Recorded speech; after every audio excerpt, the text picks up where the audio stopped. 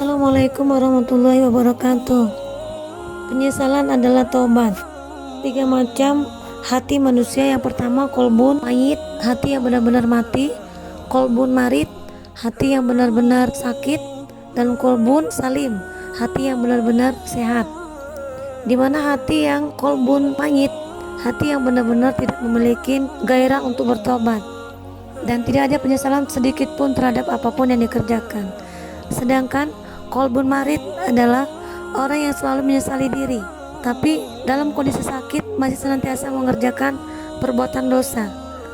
Dan yang terakhir yaitu kolbun salim, kolbun orang yang selalu merasa membersihkan dosanya adalah sesuatu yang paling baik dikerjakan olehnya.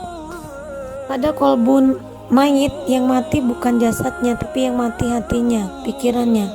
Kemudian pada kolbun marid, yaitu kolbun yang hatinya sakit. Yang sakit bukan jasadnya, tapi yang sakit hatinya. Kemudian pada kolbun salim, kolbun yang selalu sehat, yaitu sehat hatinya, kemudian akan sehat jiwa dan raganya. Dalam surat An-Nur ayat 31, bertobatlah kamu semua kepada Allah, hai sekalian kaum mukmin, supaya kamu semua berbahagia. Kemudian surat Tahrim ayat 8, hai sekalian orang yang beriman, bertobatlah kepada Allah dengan tobat yang sesungguh-sungguhnya.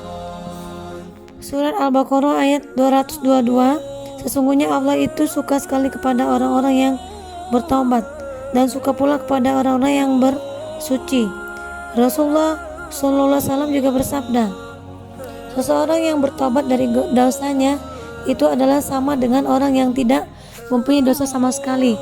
Diriwayatkan dari Ibnu Majah. Kewajiban taubat seketika itu dan melangsungkan taubat. Diriwayatkan oleh Bukhari dan Muslim, tidaklah seorang yang berzina itu berzina ketika melakukan zina itu ia sebagai seorang mukmin. Dosa apabila dikerjakan terus-menerus akan menjadi karat, berkarat atau menumpuk. Dijelaskan dalam surat Mutaffifin ayat 14, bahkan apa yang mereka kerjakan itu menjadi karat pada hati mereka. Firman Allah SWT, dan nafkahkanlah dari apa-apa yang Allah rizkikan kepadamu semua sebelum seseorang dari kamu semua itu didatangi oleh kematian. Di waktu itu ia akan berkata, ya Tuhanku, mengapa engkau tidak mengakhiri kematianku sampai waktu yang sebentar saja, supaya saya dapat kesempatan untuk bersedekah dan menjadi seorang yang termasuk golongan kaum sholihin. Tetapi sama sekali Allah tidak akan mengakhirkan seseorang manusia pun apabila telah tiba ajalnya. Al-Mutaffifin ayat 10. Dalam surat An-Nisa ayat 17 Allah menjelaskan, hanya saja taubat itu dapat diterima oleh Allah untuk seseorang yang berbuat keburukan karena ketidakmengertiannya kemudian bertaubat dalam waktu dekat.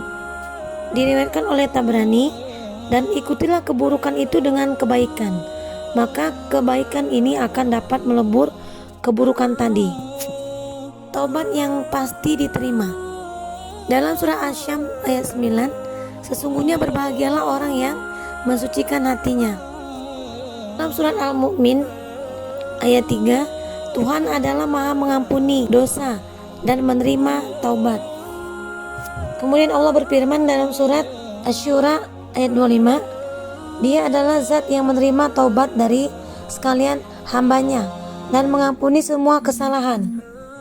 Sesungguhnya Allah Azza wa Jalla itu membeberkan kekuasaannya untuk menerima taubat bagi orang yang berbuat jelek di waktu malam hingga siang hari, dan pula orang yang berbuat jelek di waktu siang hingga malam hari. Hal ini terus berlangsung sampai nantinya matahari terbit dari sebelah barat, yakni setelah dekat sekali waktunya hari kiamat. Diriwayatkan oleh Muslim. Orang yang bertobat dari dosanya adalah seperti orang yang tidak mempunyai dosa sama sekali.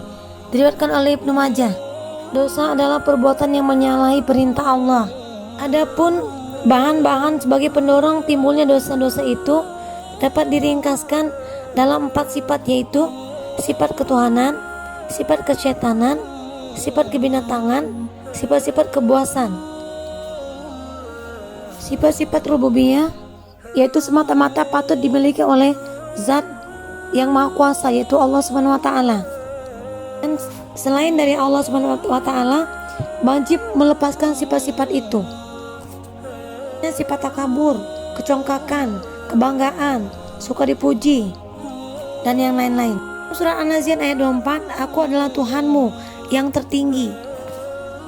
Sifat syaitaniyah, diantaranya dengki, durhaka, curang, menipu, mengelabui, mengajak berbuat kerusakan, dan yang lain-lain. Sifat-sifat bahimiyah, yang munculnya kejahatan-kejahatan seperti loba, tamak, selalu melampiaskan kesyahwatan, perut dan kemaluan, dan yang lain-lain.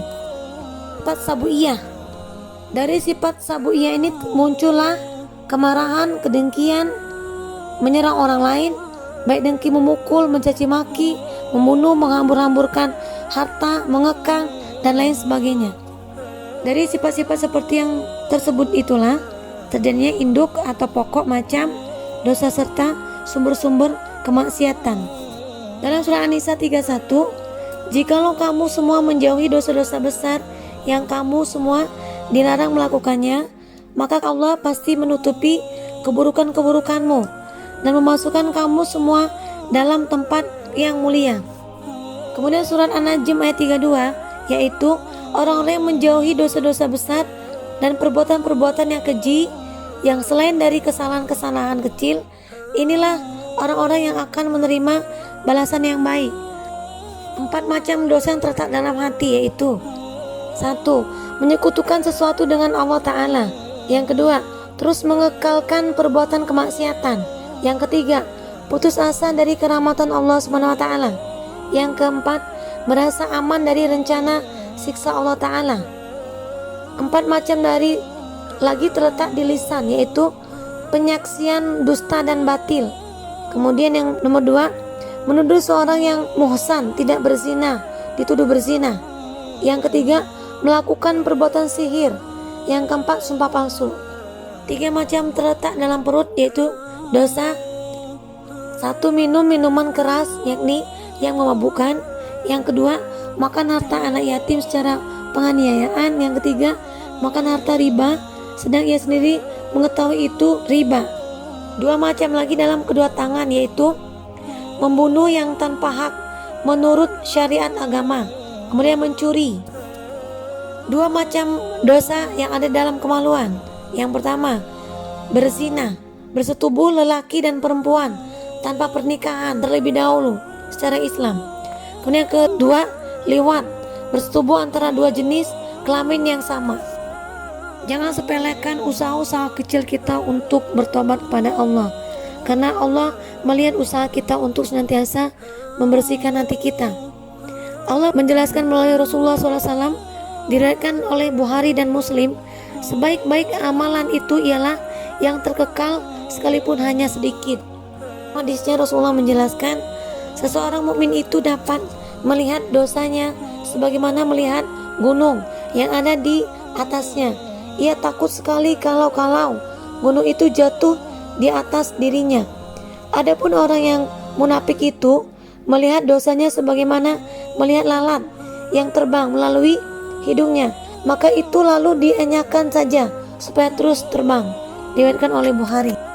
Barang siapa yang melakukan suatu amalan yang buruk, maka atas dirinya sendiri tetaplah adanya dosa itu. Juga dosa orang yang meniru kelakuannya tanpa dikurangi dari dosa mereka ini sedikit pun. Diriwayatkan oleh Muslim.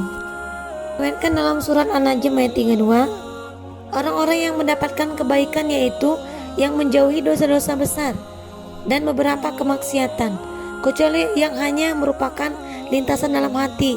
Sesungguhnya Tuhanmu adalah amat luas pengampunannya. Orang-orang yang memperoleh bahagia ialah orang-orang yang apabila melakukan keburukan atau menganiaya dirinya sendiri, lalu segera ingat kepada Allah, kemudian memohonkan pengampunan dari dosa-dosa mereka itu. Ali Imran ayat 132.